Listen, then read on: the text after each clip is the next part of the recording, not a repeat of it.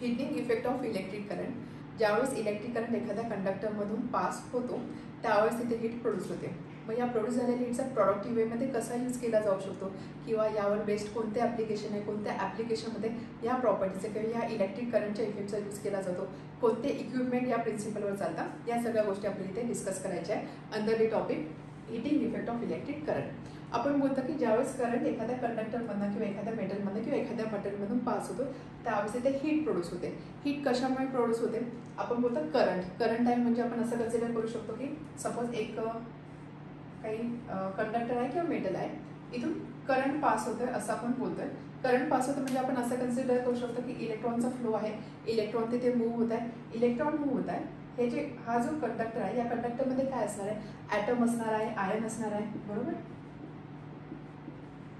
Item असणार आहे, ion असणार आहे. ज्यावेळेस हा करंट इथून पास होणार आहे त्यावेळेस काय होणार? हे ॲटम आयन या करंटला रेजिस्ट करतील, करंटच्या मुवमेंटला रेजिस्ट करतील. हे जे इलेक्ट्रॉन्स आहेत हे इलेक्ट्रॉन्स काय करतील? हे ॲटम आणि आयन याच्यावरती कोलाइड होतील. इथून ते पास होत आहेत म्हणजेच काय? ऑन दी वे ते ॲटम्स आणि आयनवर कोलाइड होतील. इलेक्ट्रॉन मूव्ह करतायत, इलेक्ट्रॉन मोशनमध्ये आहे म्हणजे इलेक्ट्रॉनकडे कायनेटिक एनर्जी आहे. तर ज्यावेळेस हे इलेक्ट्रॉन ॲटम किंवा आयन यावरती कोलाइड करतील त्यावेळेस त्यांच्याकडची कायनेटिक एनर्जी काही प्रमाणामध्ये लूज करते. ही कायनेटिक एनर्जी हे ॲटम आणि आयन घेतील आणि त्यामुळे ॲटम आयन अजून व्हायब्रेट होता म्हणजे तिथे टेम्परेचर वाढतं आणि हीट प्रोड्यूस होते. तर अशा पद्धतीने ज्यावेळेस करंट किंवा इलेक्ट्रॉन पास होतात त्यावेळेस इथे हीट प्रोड्यूस होते. सो बेसिकली ज्यावेळेस इथे कोलिजन होते किंवा या ॲटम किंवा आयनमुळे आयन इथे जो रेजिस्टन्स दाखवतात त्याच्यामुळे हीट प्रोड्यूस होते असं आपण बोलतो. According to Joule's law of heating, आपण एक जूल्स लॉ आपण बघितला, त्याच्या अकॉर्डिंग आपण काय म्हणतो? H is equal to I² RT, right? This is Joule's law of heating. आपण लास्ट व्हिडिओमध्ये याचं डेरिव्हेशन बघितलेलं. So Joule's law of heating काय सांगतो की जी हीट एनर्जी प्रोड्यूस होते, जी हीट एनर्जी किंवा हीट प्रोड्यूस होते ही कशावर डिपेंड करते? ही डिपेंड करते I, R आणि T वरती. I म्हणजे काय? करंट. सो जितका जास्त करंट असणार आहे तितकी हीट जास्त प्रोड्यूस होणार आहे. R रेजिस्टन्स, जितका जास्त रेजिस्टन्स तितकी हीट प्रोड्यूस जास्त होणार आहे. T म्हणजे टाइम, जेवढ्या टाइमसाठी करंट पास होतोय तो टाइम जितका जास्त असेल तितकी हीट एनर्जी जास्त प्रोड्यूस होणार आहे. So this is Joule's law of heating. मग आता याचा यूज कसा केला जातो किंवा हीटिंग इफेक्टचा यूज ॲप्लिकेशनमध्ये कसा केला जातो? सो सपोज आता काही ॲप्लिकेशन्स असतात. फॉर एक्झाम्पल इलेक्ट्रिक केटल और electric heater, geyser, toaster, electric iron और बॉयलर और इलेक्ट्रिक कुकर, या सगळ्या ॲप्लिकेशनमध्ये या हीटिंग इफेक्टचा यूज केला जातो. कसा यूज केला जातो? Electric kettle, heater, geyser, toaster, iron याच्यामध्ये बेसिकली काय पाहिजे असतं आपल्याला? जसं पाणी गरम करायचं आहे, हीट पाहिजे, किंवा आयरन करायचं आहे तिथे सुद्धा हीट पाहिजे. मग ही हीट कशी प्रोड्यूस केली जाते? सो त्यासाठी जर तुम्ही हे रिलेशन बघितलं त्यामुळे तुमच्या लक्षात येईल की H, I, R आणि T याच्यावरती डिपेंड करतो. करंट वाढवला तर हीट वाढणार आहे. टाईम, जेवढ्या टाईमसाठी करंट फ्लो होतो तो टाईम वाढवला तरी हीट वाढणार आहे. पण एवढं प्रॅक्टिकली पॉसिबल नाही की करंट जास्त द्यायचं आहे किंवा करंट जास्त टाईमसाठी फ्लो करायचा आहे. सो त्यापेक्षा इझी काय असणार आहे? सपोज जर मी रेजिस्टन्स वाढवला, रेजिस्टन्स म्हणजे काय? ज्या मटेरियलमधनं हा करंट पास होतो त्या मटेरियलचा जर मी रेजिस्टन्सच वाढवला किंवा मी असं मटेरियल चूज केलं की ज्याचा रेजिस्टन्स ऑलरेडी हाय आहे, रेजिस्टन्स जितका जास्त असणार आहे ती हीट प्रोड्यूस जास्त असणार आहे. Because H is directly proportional to R. Resistance जितका जास्त तितकी हीट प्रोड्यूस जास्त असणार आहे. म्हणून याचा यूज किंवा ह्या प्रॉपर्टीचा यूज करून हे सगळे ॲप्लिकेशन किंवा हे सगळे इक्विपमेंट चालतात. यासाठी काय केलं जातं? फॉर एक्झाम्पल जर मी सपोज हीटर कन्सिडर केला किंवा केटल कन्सिडर केली, त्याच्यामध्ये एक कॉईल यूज केली जाते, त्याला आपण बोलतो हीटिंग कॉईल. हीटिंग कॉईल और हीटिंग एलिमेंट.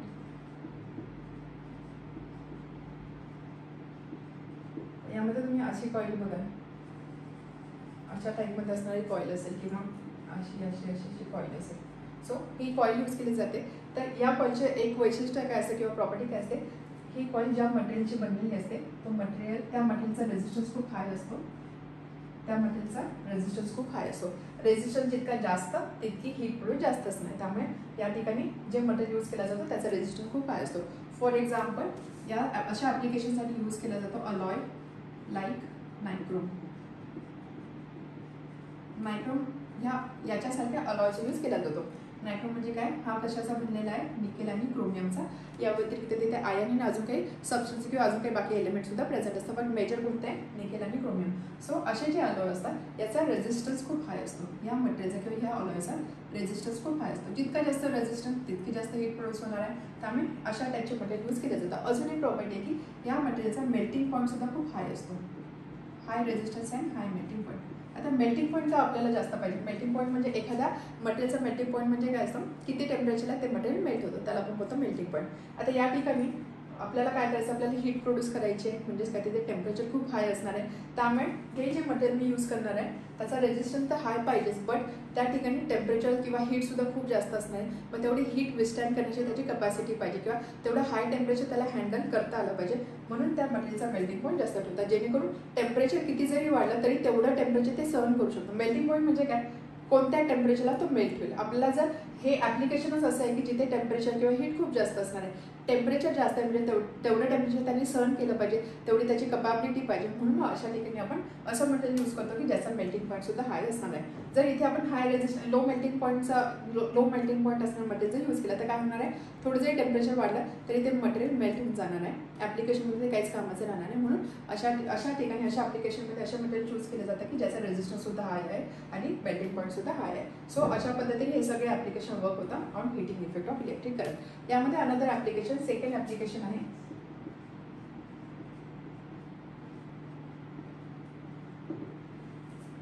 इनकॅन्डसेंट बल्ब. इनकॅन्डसेंट बल्ब म्हणजे याचं प्रिन्सिपल काय असतं, इनकॅन्डसेंट म्हणजे काय, it produces light by heat, produces light by heat or heating effect. हा असतो अर्थ इनकॅन्डसेंटचा.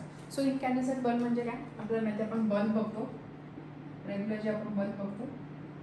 सो या बल्बमध्ये असे तुम्ही बघाल, जेव्हा तुम्ही बल्ब बघाल त्यामध्ये एकदम थिन वायर तुम्हाला दिसेल.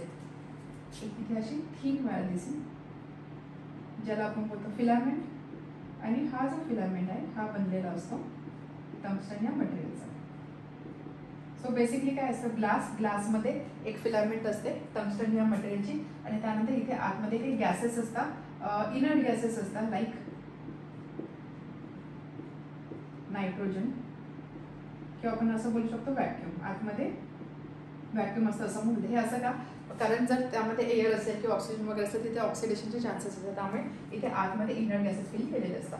सो इनकॅन्डसेंट बल्ब कसं वर्क करतं किंवा कोणत्या प्रिन्सिपलवर वर्क करतं. आता इथे आपण बघतो heating effect of electric current. Electric current तर येणारच आहे, इलेक्ट्रिकल एनर्जी येणारच आहे. ज्यावेळेस त्या बल्बला इलेक्ट्रिक करंट दिला जातो किंवा ज्यावेळेस इथून करंट पास होतो त्यावेळेस काय होणार, करंट पास होणार आहे, हीट प्रोड्यूस होणार आहे. हा टंगस्टन हे मटेरियल इथे यूज केलेलं आहे, इथे हीट प्रोड्यूस होते, त्याचं टेम्परेचर वाढतं, हे मटेरियल ग्लो होतं आणि त्यानंतर त्या ग्लोमुळे तिथे लाईट प्रोड्यूस होते. सो म्हणून आपण असं बोलतो की इनकॅन्डसेंट म्हणजे काही process light by heating. So इथे हीट प्रोड्यूस होते आणि त्यामुळे हा लाईट ग्लो होतो.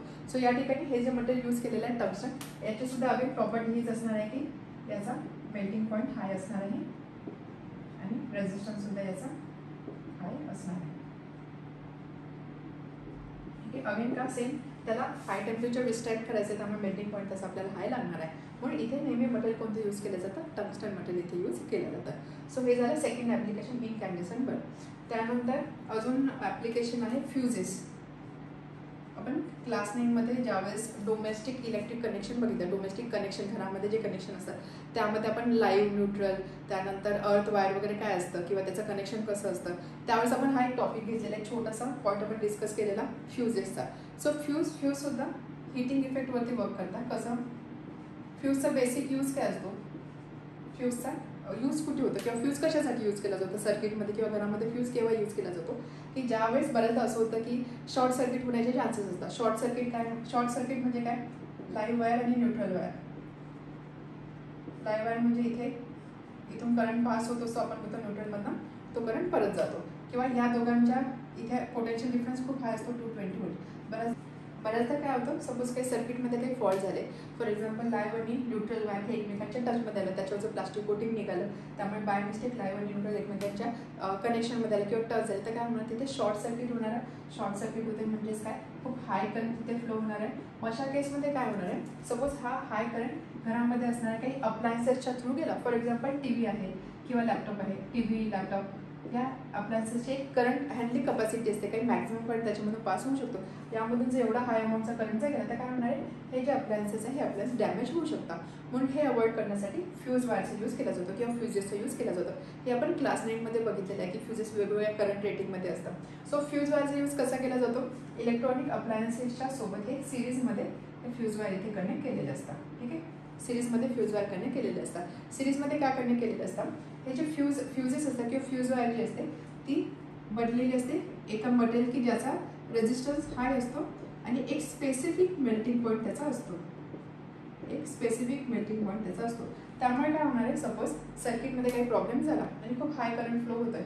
हाय करंट फ्लो होता, हा हाय करंट आता कुठून पास होणार आहे, फ्यूजमधून पास होणार आहे. इथे हे अप्लायन्सेस आहे, सपोज इथून हा आहे फ्यूजमधून हा करंट पास होणार आहे. त्यामुळे काय होणार आहे, एका पर्टिक्युलर करंट लिमिट नंतर हा जो फ्यूज आहे या फ्यूजमध्ये असणारे हे जे मटेरियल हे मटेरियल मेल्ट होणार म्हणजेच काय, फ्यूज ओपन होणार म्हणजेच काय, हा जो करंट कसा पास होणार होता आयडियली बघा, इथून असं जाऊन असं जाणार होता. आता हा जो फ्यूज मेल्ट झाला तर काय होणार आहे, इथल्या इथेच करंटसाठी पाथ संपणार आहे, करंट इथल्या इथेच थांबणार आहे. त्यामुळे हे जे अप्लायन्स आहे हे अप्लायन्स प्रोटेक्ट होणार आहे. त्यामुळे प्रिकॉशनसाठी किंवा घरामध्ये असणाऱ्या डोमेस्टिक अप्लायन्सच्या प्रोटेक्शनसाठी फ्यूज वायर्स यूज केला जातो. आणि हे फ्यूज वायर सुद्धा कोणत्या प्रिन्सिपल वर्क करतात, heating effect of electric current. ठीक आहे, अशा मटेरियलचा बनलेला असतो फ्यूज वायर की ज्याचा मेल्टिंग पॉईंट एक स्पेसिफिक असतो. त्यामुळे जर करंट एका पर्टिक्युलर लिमिटच्या वरती गेला तर हे मेल्ट होणार म्हणजेच काय, सर्किट जे आहे तो ब्रेक करणार आहे थोडक्यात. त्यामुळे करंट पुढे जाणार आहे आणि पुढे असणारे अप्लायन्सेस सुद्धा सेव्ह होणार आहे. इव्हन बाकी काही इन्सिडेंट्स होतं, मिसहॅप्स होतं, जसं काही आग लागणं वगैरे, ह्या सुद्धा गोष्टी इथे अवॉइड होतात. त्याच पद्धतीने आपण बऱ्याचदा होतो की ओव्हरलोडिंगमुळे लाईट गेली. सो ओव्हरलोडिंगमुळे लाईट गेली म्हणजे काय होतं, ओव्हरलोडिंग म्हणजे काय होतं, स्पेशल उन्हाळ्याच्या दिवसामध्ये ज्यावेळेस आपले फॅन चालू असतं, AC चालू असतं, लाईट चालू असतं, TV चालू असतं, त्यावेळेस होते करंटची डिमांड खूप हाय असते. अशा केसमध्ये ट्रान्सफॉर्मरची तेवढी कपॅसिटी नसते. मग यावेळेस काय होतं, फ्यूज हा मेल्ट होतो आणि त्यामुळे पॉवर सप्लाय तो कट करतो किंवा पॉवर सप्लाय शटडाऊन करतो आणि आपण त्याला बोलतो ओव्हरलोडिंग. तर आता फ्यूजेस ऐवजी काही ठिकाणी MCBचा सुद्धा यूज केला जातो. MCB म्हणजे त्याला बोलतो मिनिएचर सर्किट ब्रेकर. सो यामध्ये काय होतं, स्विचेस असतात. हे स्विचेस ज्यावेळेस करंट जास्त होणार आहे त्यावेळेस हे स्विचेस ओपन होता म्हणजेच काय, करंट सप्लाय स्टॉप होतो. सो MCBचा सुद्धा काही ठिकाणी यूज केला जातो. तर हे होतं all about heating effect of electric current. So simple आहे, काय हिटिंग इफेक्ट मेनली आपण रेजिस्टन्स सोबत रिलेट करतो.